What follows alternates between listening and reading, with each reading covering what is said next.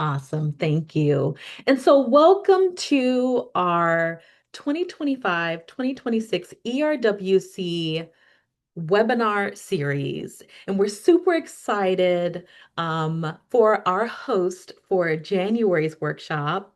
First, I'd like to just say Happy New Year, everyone. And thank you all for joining us. I hope you had a wonderful winter break that was restful and you had good times with the family. And so you're back and you're rejuvenated for a new year. And so this webinar is titled Transferring ERWC Skills Beyond the Module. And in this webinar, we'll explore strategies for utilizing the new middle school modules as part of a year-long curriculum for grades 6 through 8. Using information from the modules in ERWC materials, um, our webinar presenter, Jennifer, will Jennifer Campbell will help you figure out how to fill the gaps between modules and how to use existing curriculum in tandem with ERWC to create a rigorous and supportive learning environment.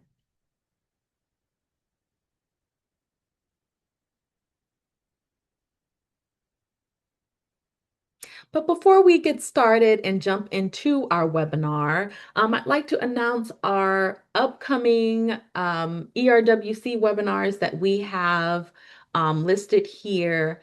Oops, sorry about that.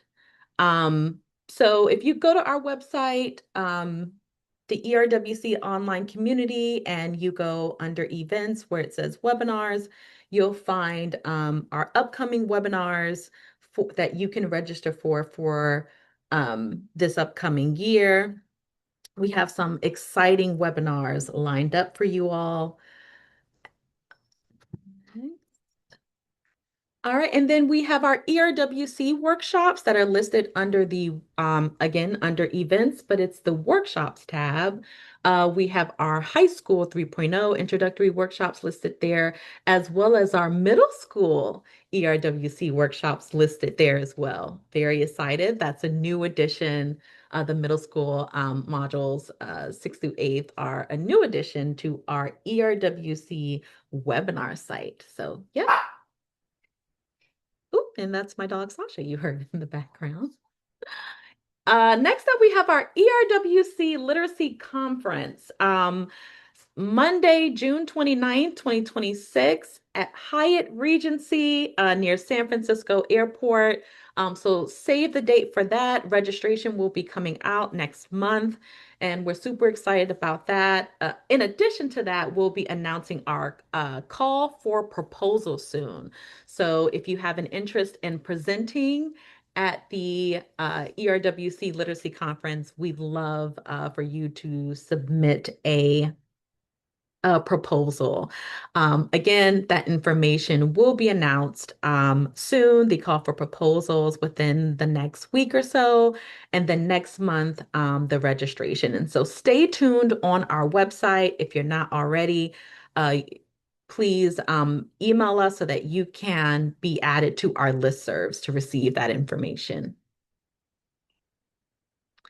All right, and so follow ERWC. I will copy and paste all of these links, including the link tree, so that you have access to all of these. And if you could just follow us on whatever social platform that it is that you have, um,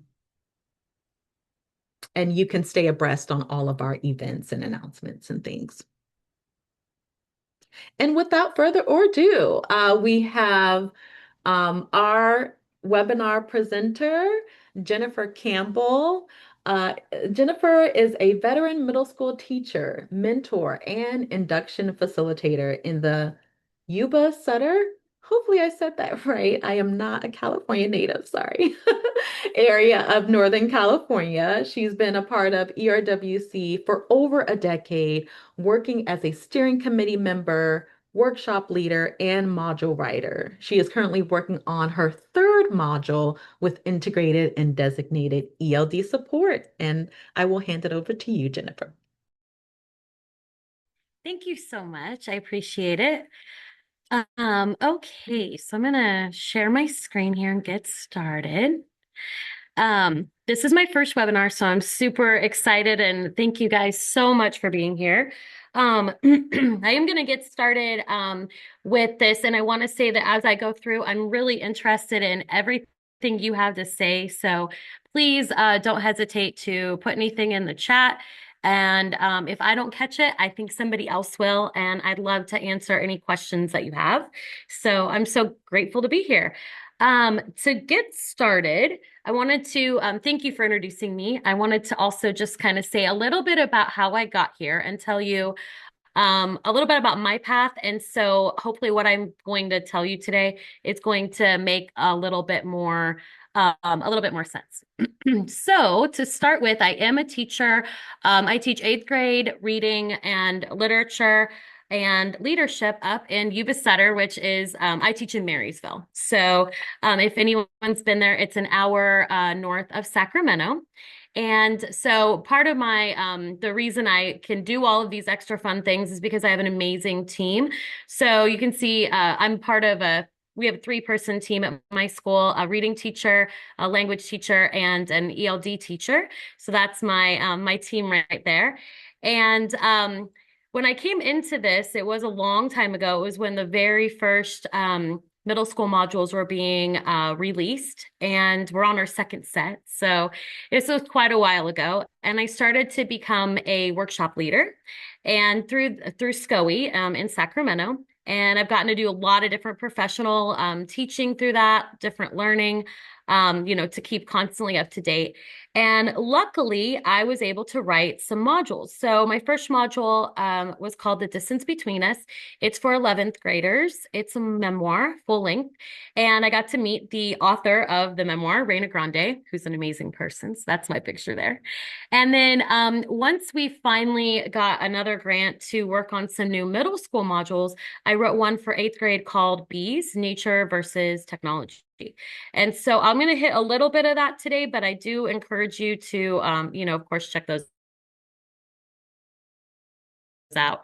And so when I come to you today, I guess the reason I'm showing you these pictures and telling you about this is that I am in the class, I'm in my classroom right now. And so I'm really going to try my best to give you some tips and kind of tricks about how I'm taking what we have in ERWC and sort of bringing it into my own school. My school that I'm at right now, that I've been at for over 20 years, we're very Title I. We have a pretty decent percentage of English learners. We have a lot of students who are struggling readers. And we're just trying our best every day.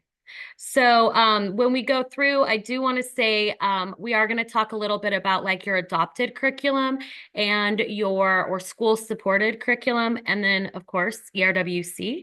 So just so that I'm fully transparent as I'm going through, I don't think anyone in the world has my adopted curriculum, but it's called Mirrors and Windows. So this is what I have from my district, and then my principal buys us Scope from Scholastic. So this is kind of what I'm given and what everyone in my school has. And then luckily we do have ERWC. So I'm going to show you how I kind of marry those two.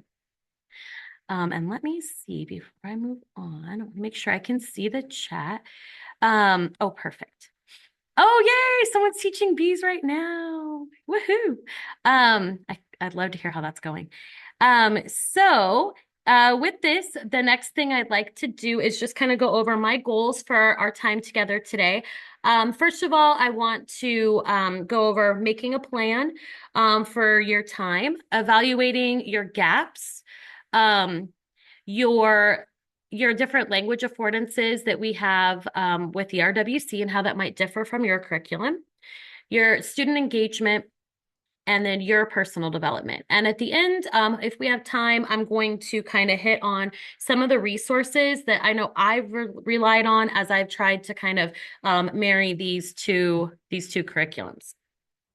So our next step is going to be, let me see. Okay, so to know where we're headed. So I'm going to put a question in the chat and we'll see your question. When you're planning, what's the first thing that's coming to your mind? And don't overthink it. Just kind of say in the chat whatever it is that comes to your mind.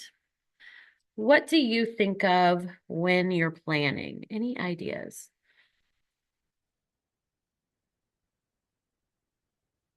Let's see. Thank you. Okay. Ooh, so many good ideas. Great.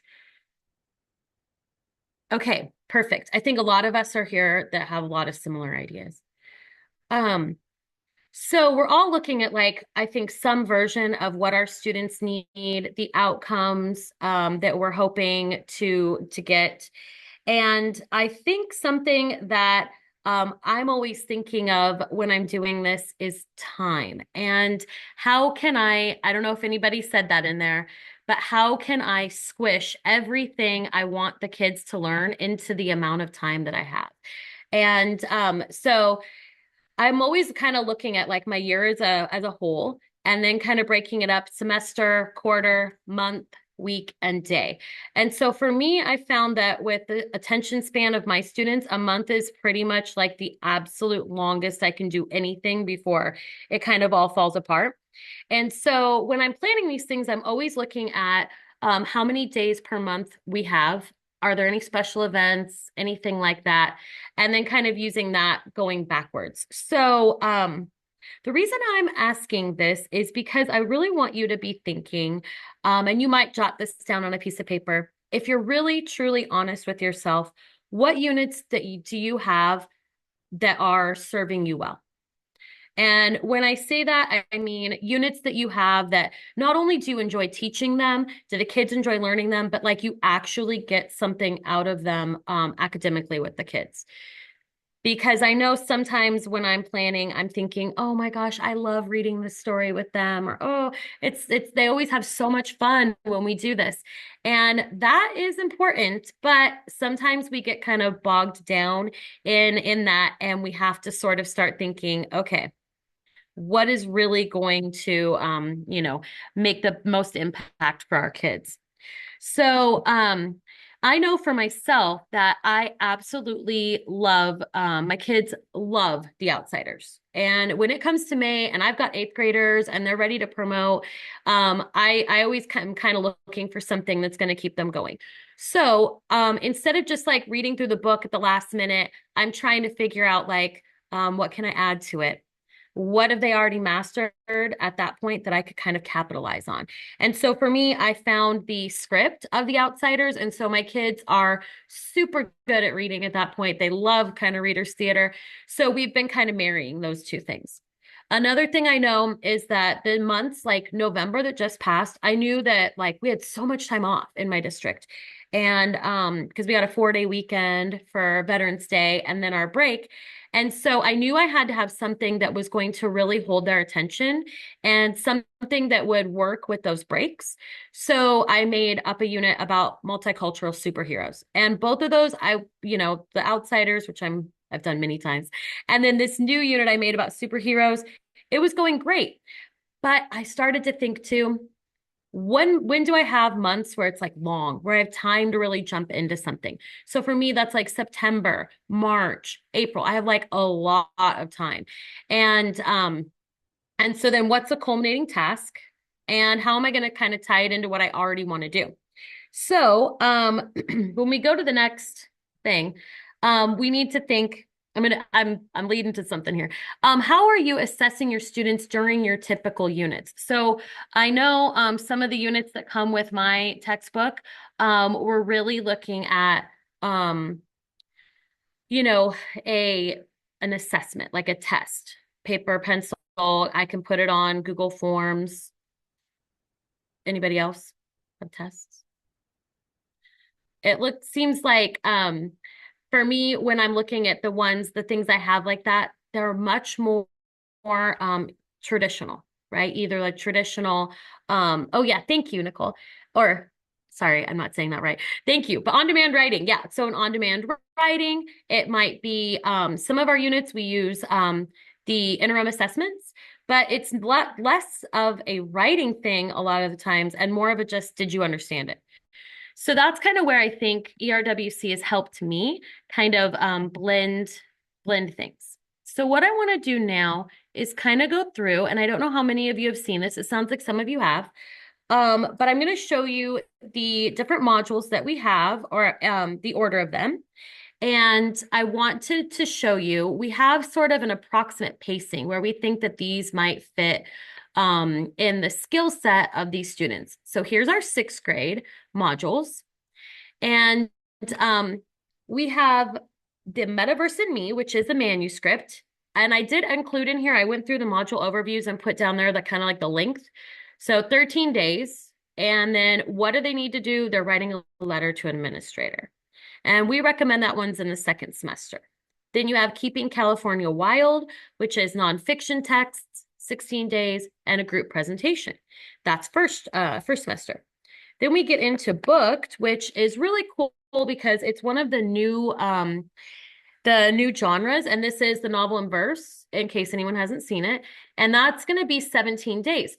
I want you to look at this. It's 17 days in there, but it is a book. So you have to be thinking, a little bit about that.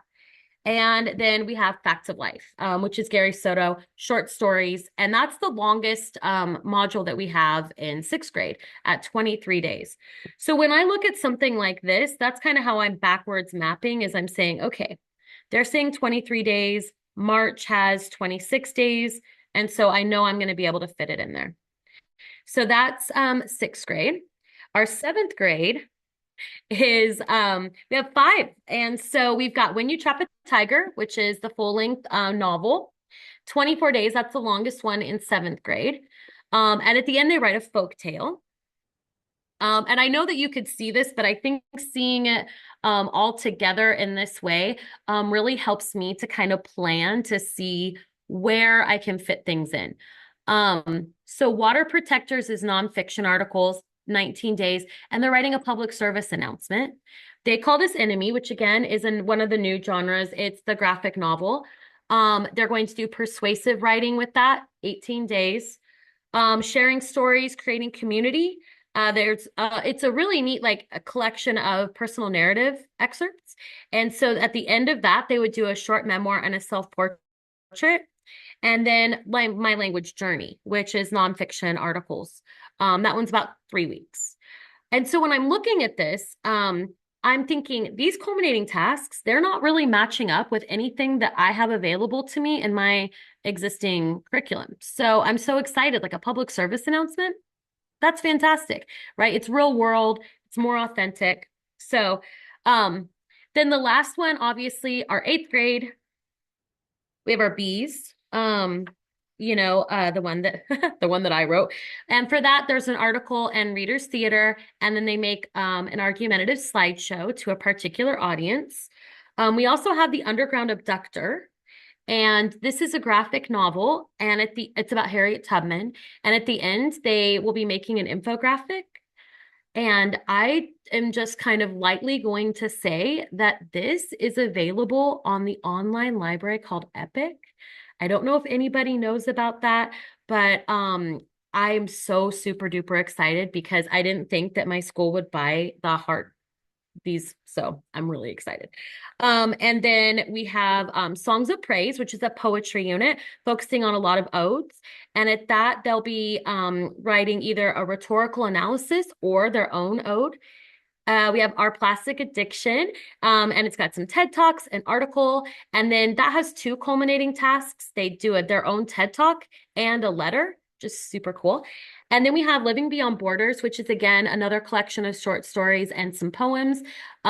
This one is really neat because it does give students the ability to choose like an independent piece, that they would choose a story to read themselves in like a little book club type situation. And at the end, they write a micro narrative. So kind of the reason I bring these up in this format is, again, looking at those culminating tasks, where we think they lie in the semester, and just kind of how unique they are in comparison to what you might already be working with.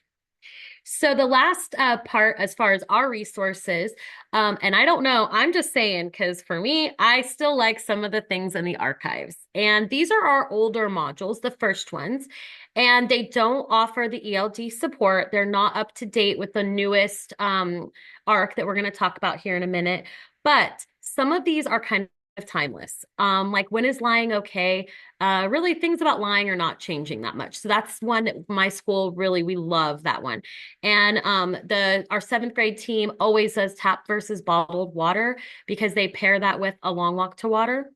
And they always do what it takes to be great. So if you this is in the archives of the curriculum, and you can definitely still take those out of there and check them out. Maybe they need a little bit of updating, but I think they're still super valid. I just did one of them this fall and it was great. So as I'm kind of going through all of this, I'm just walking you through how I'm doing it. I always have kind of like a little roadmap. So for me, my challenge was I wanted to try to get in 4 modules this year with my kind of accelerated class, which is one that has both reading and writing in a 45-ish minute period. And so when I mapped this out, I started to look at, what months I thought I could do things. And I did impact of celebrities, which I'll talk a little bit more about in a minute, and living beyond borders. And I did do the impact of celebrities, even though it's a seventh grade module. I did it in August with the knowledge that our seventh grade team does not do that. And also kind of that my kids were coming back from summer vacation, kind of needed a little refresher. So I kind of went through and blocked it out like this. So that's my first semester. And then my spring semester, I'm in a novel unit right now. And then I'm going to be doing two units kind of coming up in February and March. And so this is sort of how I've decided to fit it in for me. I think everyone has their own method, but this has been working pretty well. So as I go through looking at these, I think the other really important thing to do is to look at my plan. And I mean, I know that these non-highlighted units are not ERWC, but that doesn't mean that I don't really bring those ERWC ideas into these units. And so that transfer between doing those units and these others, I'm hoping that's coming through for my students this year, especially since we started with the module.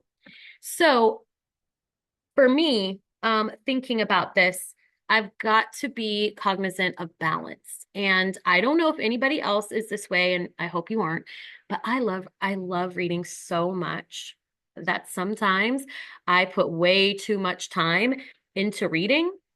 And then I'm like, oh my gosh, we need to write something. And I am trying to hustle. And so as I'm deliberately planning, I'm trying to be more cognizant of leaving enough space on both sides of the arc to make sure that kids are getting just as much time, reading those mentor texts as they are kind of writing their own. And so some of the things that I do to kind of support that is to have a backbone assignment. And this is something that I just feel extremely passionate about. And pretty much all of my units have this. So let me explain kind of what this is. So I always have these assignments that kind of kids will use as we read that are in direct service of the culminating task, whatever I want them to do. So for my Flowers for Algernon unit that we just finished, we were doing like literary analysis and some character development work. So as we went through, I stopped at each of these parts with the kids and we ranked how they felt Charlie, our main character, is feeling. And they put a little dot in the box and they kind of discussed their rankings. And it was so fascinating to see because at the end, like at the beginning, they don't even really know why they're doing this. And then at the end, they get to see kind of their ranking. And I saved a few to kind of show you. And I didn't take pictures, so I'm just going to hold them up. But I think you're going to get the idea of how this was like a conversation starter. So I kind of traced over the line. You can see this is one of them, right? That we've got just really high peaks. Then we have some of them that maybe they're not so high. kind of more up and down. And every single kid had one that was slightly different. And so when we were talking at the end, when we were kind of figuring out what they think, that middle part of the arc, the conversations were so rich because they had been doing this as we went along. And so it wasn't like I was just at the end kind of jump scaring them and being like, hey, we're writing an essay now. They'd already done a bunch of the work. They knew like the peaks and valleys of this character's development. And that really, really helps. I did put this in my 11th grade module because I love it so much. So this is one. And then another one that's really popular that's in several modules is charting multiple texts. So this is an example of something that I did with my November unit when we were learning about multicultural superheroes. I just gave them kind of a general one similar to this. And then every time we finished reading, they were charting these things that I really wanted them to know. And at the end, they were using this to create their own superhero in response to an issue. And so it was really neat to see kind of at the end, the my response column was really nice. And unfortunately, I gave those all back. I wish I had some. But so I didn't surprise them with anything because they had been doing the work every time we would read. They would just keep adding. So anyway, this is kind of about the planning and how I get that done. So that's the important part. So when we're gonna next, I wanted to talk about is the gap, and how we kind of evaluate the gaps. So when I'm looking at my class, I have about 45 to 48 minutes per day. And I really need to look at some point about like how I am allocating my time in class. Like, what are my students spending the majority of time doing? And I think this is another one of these questions where you can flippantly answer, or you can actually like look back at a week and say, oh my goodness, we were reading for 30 minutes of every period last week. Or we were, maybe you were writing for so long and they weren't talking at all. So if you really spend time looking at how you're allocating your time, we may want to switch that up a little bit. So let me show you a few things that maybe we all know. But this is the CASP claims. So we've got 4 claims, 39% reading, 21% writing, 21% speaking and listening, 21% research. So when we look at this, maybe you're justified in spending a lot of time in reading, but 20% is nothing to sneeze at. And that speaking and listening, that gets you. If we look at the LPAC, the different domains of the LPAC, we see that speaking is even more. And so we, kind of combining these two ideas, I'm not saying any part is not important. They all are. But I think sometimes that we neglect speaking, or we just think that if we ask kids to talk to their partners, that that's the speaking practice. But we do need to be maybe a little bit more deliberate about it. And so one thing that I absolutely love about ERWC is that there's a ton of collaboration. Most ERWC classrooms are probably not very quiet because there's so many times when they're tasked with interacting with their peers in really meaningful ways. And so I don't know if anyone has seen this, but this is a new fancy version of the ERWC arc. And so you can kind of see how it's chunked out there. We still have our reading rhetorically side, the preparing to respond in the middle, and then like the writing rhetorically. But I kind of put a star here because each one of these things, I went through a couple of different modules. And the one, the B's one that I wrote, the word partner is in there 146 times. They're meeting with partners a lot. They are talking to people a lot. And there's definitely at almost every single point in the arc, they are working with, in some sort of fashion, they're working with people. And that might just be, like I was saying, partner. It might be in like a 4 corners. There may be some sort of a reading strategy that they're doing that's going to have them working with people or reading out loud. I know like that this one that I'm looking at, the bees one, we did put a reader's theater in there. And so they're reading together out loud. And so they're getting all of these opportunities to practice their academic language and to really, interact, which we know does tend to, raise student engagement when they're asked to kind of put themselves out there, right, and talk. And so, even though I feel very dedicated to this and I really understand it, I am also hyper aware of the fact that this is tough. So I want to make sure I say that, like, even though I know it's the right thing to do, there are days where it is a hard sell. So right now we are in my classroom, in one of my classes, we're reading a novel, and I am trying my absolute darndest to get them to talk. And so we are learning about, in this part of the novel, they're learning about rescues, going on a quest, nights. One of the characters is being described as a horse. And so at the beginning, like, they were just kind of reading through this and just taking it in. And I wasn't seeing them really understanding very much about it. And one girl even said to me, I was okay with this story. I understood this novel until the horses got involved. And right then and there, I said, I need to stop. We need to do something. So we adjusted a little bit, and we went through this kind of interactive activity where they supplied an example of each of these things. And then they were in a little circle, like a little inside outside circle. They met with the partner. The first partner, they shared their idea, they talked about it. They went on to the second partner, then we switched to the next one. And after that, they were so much more aware of what was going on in the story, and so much more kind of excited. And so I think that we can be bringing in these collaboration activities all the time, but ERWC does a great job of, like, setting that up for us. So then when we get into our other units, they just kind of fall into place. So yeah, I'm excited about that.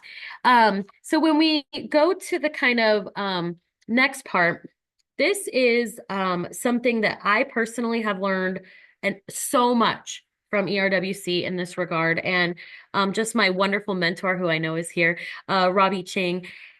And when we're looking at the language in our modules, we want to be thinking, how do these modules differ from the things that you might see in your existing curriculum? So I know that some of you have already been chatting. I haven't seen it all, but is there any ideas that you guys have about how these modules they're different from your curriculum?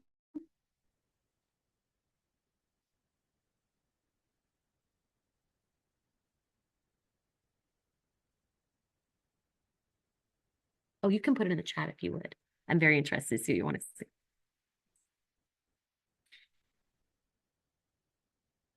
Okay, maybe I'm missing. All right. So one way that they might be different is in the way that they're written, number one, because most of the modules have actual professional texts that are not, like, written to cater to kids. So that does kind of change the way that the writing is structured and styled. I know that a lot of our curriculum, it's written deliberately. There we go. Thank you, Kimberly.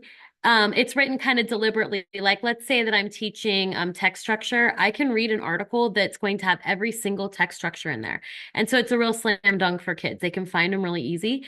But I don't know that that's necessarily the case in most ERWC modules that are based on a professional text. So when we look at these, this is, again, that really cute, fancy arc.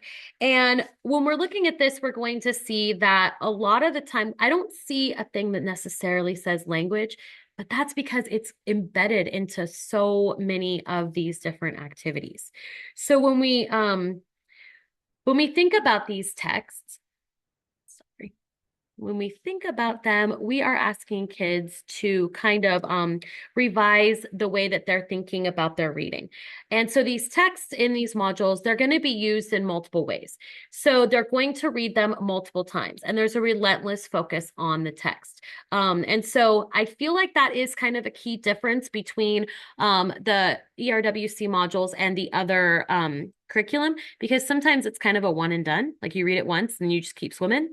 But with this, they're going to read it multiple times. And then also we're looking at when they're reading for ERWC, they're looking at a lot more of the author's choices, right? So we're really examining all of these articles and we're really trying to figure out like, why did the author put words in Korean in this story? Why didn't they just translate everything to English if they knew that their audience was primarily American?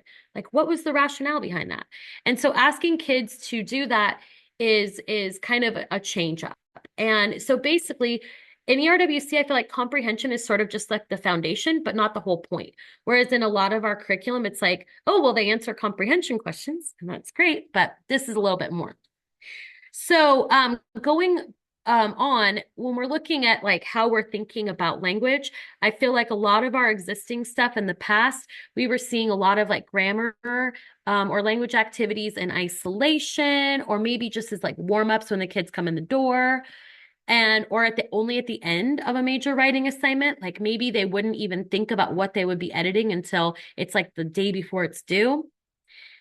Trying to get points on a rubric, or things that maybe were easily done by AI or a grammar check. And I'm not saying that kids don't need some foundational grammar instruction. They do. And especially if like maybe it was skipped or missed in earlier grades. But what we're trying to, I think, do with the modules is we're trying to embed that language into the reading and the writing process, like as they go, not just at the end. And we're doing that by using different mentor phrases, mentor sentences, paragraphs, really high quality texts that have a lot of things for the kids to kind of study. They're juicy, right? They're interesting. And then the point of learning grammar is not just to make sure that you get a perfect score on the conventions part of your essay, but it's really to make the students more effective and persuasive communicators.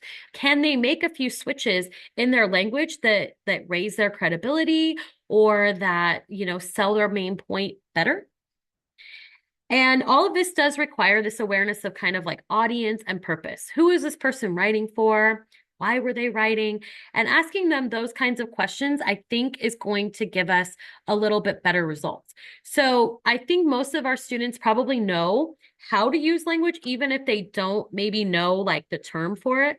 And I think if they're given an authentic reason to use better language and to use more appropriate sentence structure and stuff, I think they will. I'm believing in the kids. But I know some of this is challenging, but I think once we get into that, you are going to see kind of an improvement there. And one thing that I started to do as I thought about language in my existing sort of things that I normally teach is I started to really try to choose sentences that I felt like were going to be stumbling blocks for my students, even my English only students, and kind of try to pick those apart. And so one of the main ones is this sentence. Artificially increased intelligence deteriorates at a rate of time directly proportional to the quantity of the increase. Okay, this is a critical point in Flowers for Algernon. And in some years, I've kind of just like, okay, let it go. Everything is fine. They'll figure it out. And then I started to really break down some of these sentences with them. And not only did I see that their comprehension and their ability to understand maybe the character arc increased, but I also started to see that like they were more bought in as readers, right? When they know that, they know how to kind of take something apart like this. And so I typically, this is, I think, called sentence unpacking, but I usually just will project this up on the screen and then we go through it and we really try to chunk it out and figure out what do all these different pieces mean. And so that's one thing that ERWC has done for me is to help me kind of slow down and realize that we do need to kind of pay close attention to the language that we're using in these stories.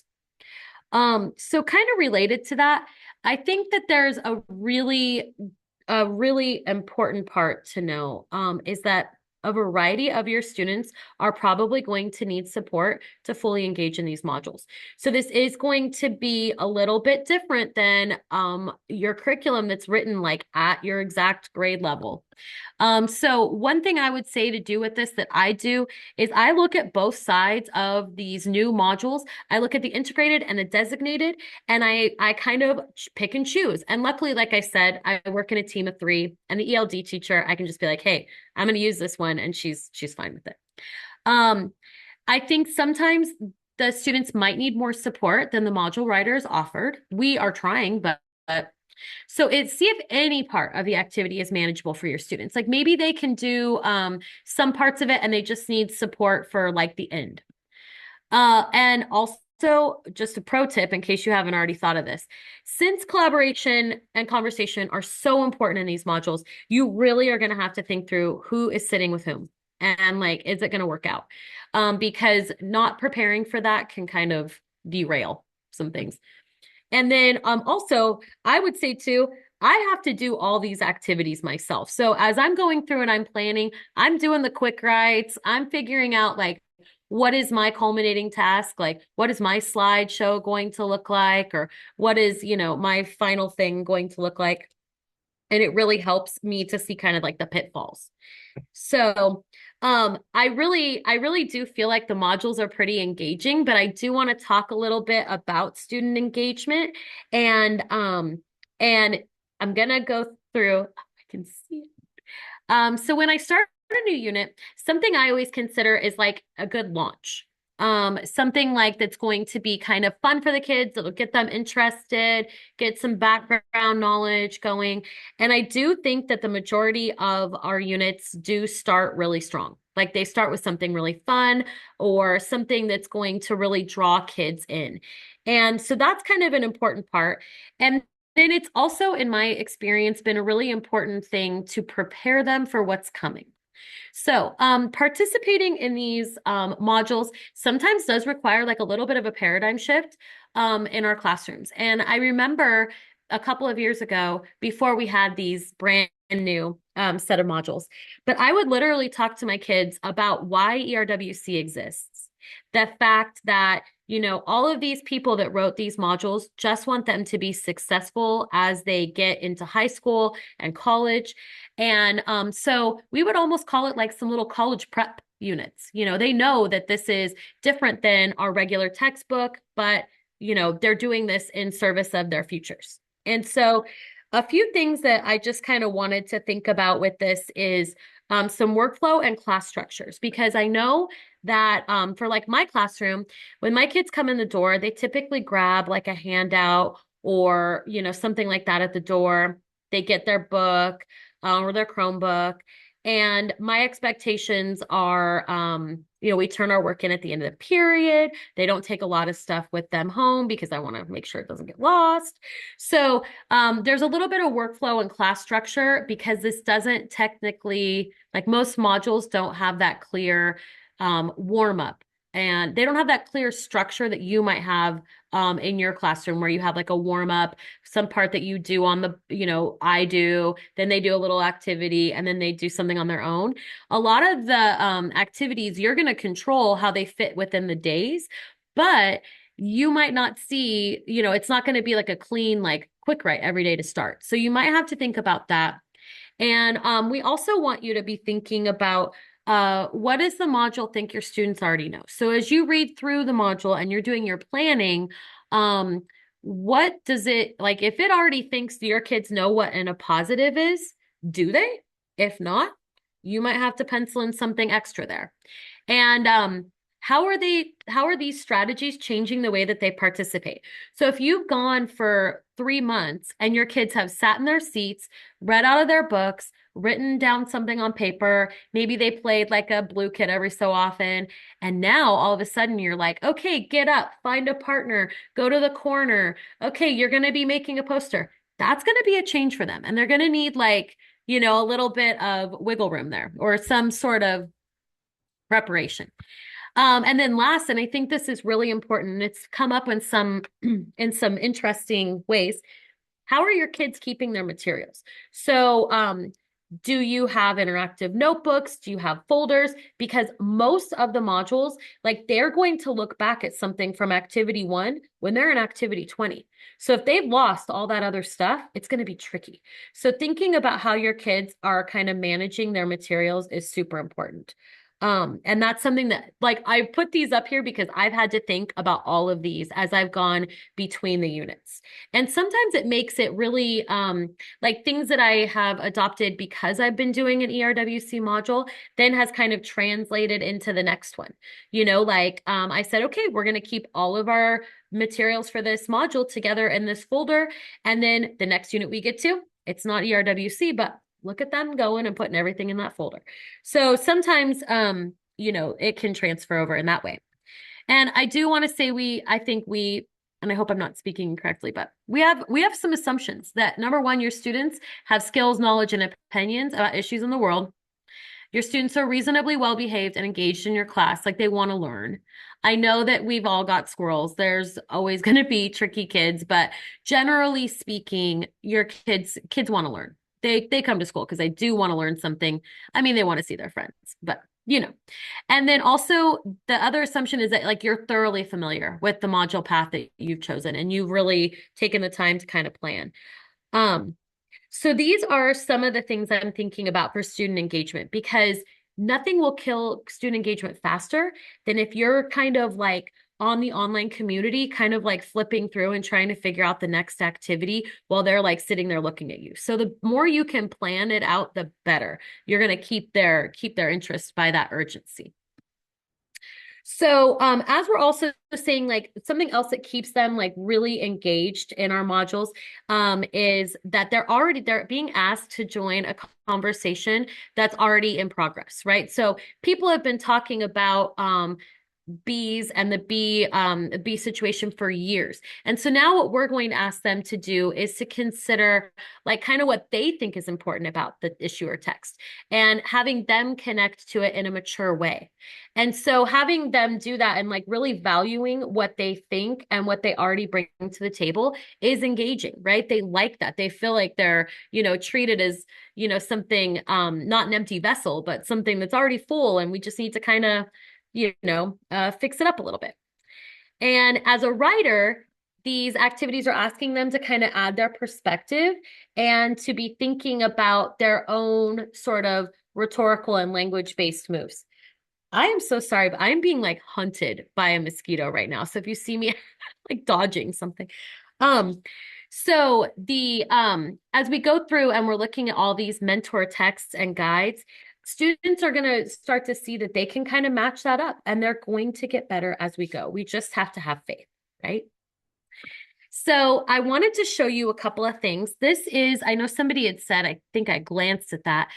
This is how I used the celebrities, the impact of celebrities. This was the culminating task that we used, and my kids loved this. So it was this person, and I did it, edit this just slightly to change like the names of the people to make it more updated. But so this guy, Travis, is going to write in and he's thinking about like the impact of celebrities is exaggerated. They read his opinion and then they wrote back and they loved this. And this was a really engaging way to get them to write in a really meaningful way. So this one I really liked. I would recommend that. And then another one that I have been working on this month is I gave my students all of these sentence starters, or just like the beginning of these sentences, asked them to really reflect and write about what, finish a sentence with their own opinions and their own thoughts. And then they selected one that they felt most important or felt like it was the best. And they kind of put their fingers up to kind of say which one. And then they went around and shared, or they met up with a partner, like I put a 1 up and so do you. And we meet up and talk about it. And this was great. They had so many opinions about some of these things. Like actually the most important, the one that most kids wanted was number 1. And so they do have all these opinions and they were very motivated to share them. So as we're looking at all these different activities that we have, some of the ones that get skipped are the goal setting ones. And we do kind of know that goal setting does tend to build intrinsic motivation if it's done with consistency. So every single ERWC module does have students create their module goals at the beginning, where they say like, okay, throughout this unit, whether it's 3 weeks, 4 weeks, whatever, this is what I really want to do, especially in light of the culminating task. And then they have specific reading goals. So what do they hope to do with their reading for this module, knowing like maybe the text type, and then they reflect on it. Then guess what comes next? Writing goals. So they make a writing goal, then they reflect on it. And guess who else gets a goal? You do. So teachers make a goal for each module and they reflect on it kind of as they go through. And so that could be for like, you could model that for your kids or you could just keep it for yourself. But there's a lot of goal setting that's kind of involved in this that's, really motivating. We give it the time. So as we think about this, I want to just kind of start to sum up by saying that we at ERWC, I feel like the other reason to continue to try to blend these things together is your own development as an educator. So I feel like from the different things I've done with education, that ERWC is one of the only curriculums out there that's like really literally by educators for educators and not for profit. And so it's really nice to see that. And so when we have that really, I don't know, really nice community of people, everyone in ERWC is invested in your success, right? They want you to be successful. And so they are going to, encourage you to set your own goals. Like if you are at a piloting school and you're working with a coach, they're going to be doing that with you. It might even be like picking a new type of text. Like I've never taught a graphic novel before. So I know that when I start teaching this, which I'm so excited about, to my regular ed, like lit kids, I'm excited. I'm going to give that a shot and I'm going to grow then as an educator because I'm setting those goals. We also have that consistent professional learning that Keo was kind of talking about at the beginning. There's webinars, there's, intensives, refreshers. There's the thing over the summer, the literacy conference, the blog, the podcast. There's so many things. And even in addition to that, if that wasn't enough, if none of these interest you or any of the other things, you can still go on the online community and check out these things. The High Impact Strategies Toolkit, if you have not checked it out, I think it is an absolute lifesaver.